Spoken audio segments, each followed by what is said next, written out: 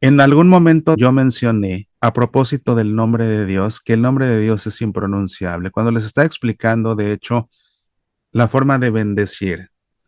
Y les decía yo que el nombre de Dios es impronunciable.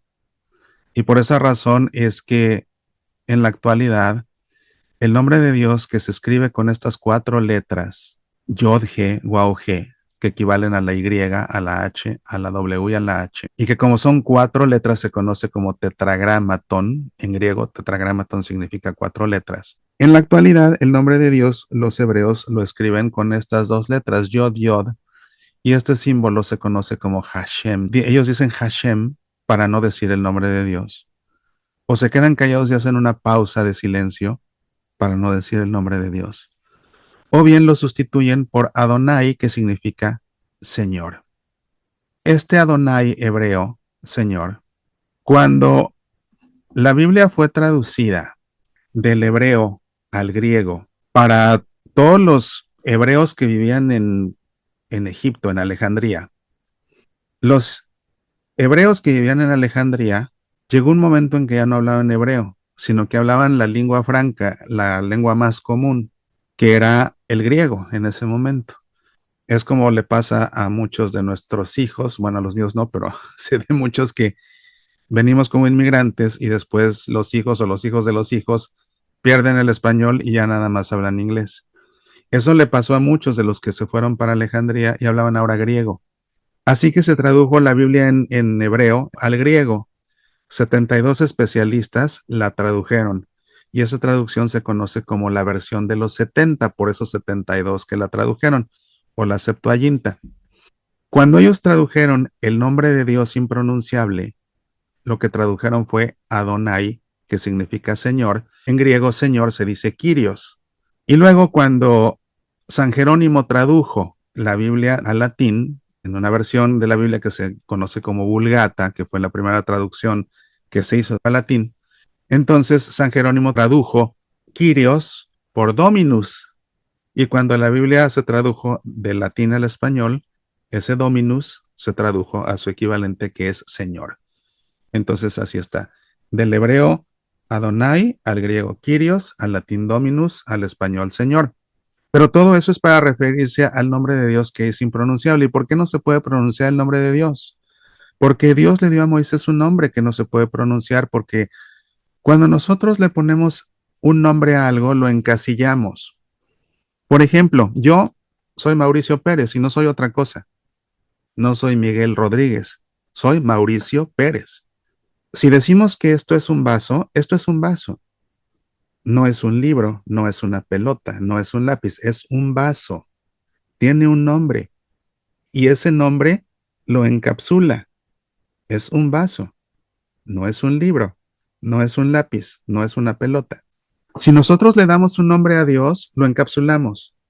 Y resulta que Dios nos trasciende porque Dios es infinito y es eterno. Dios no cabe, no lo podemos encasillar en un concepto.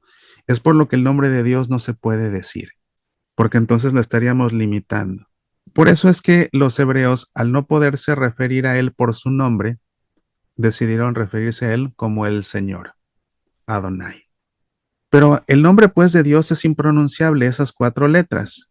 Y por esa razón es que el Papa Benedicto XVI prohibió que en los textos litúrgicos se usara más el nombre de Yahvé.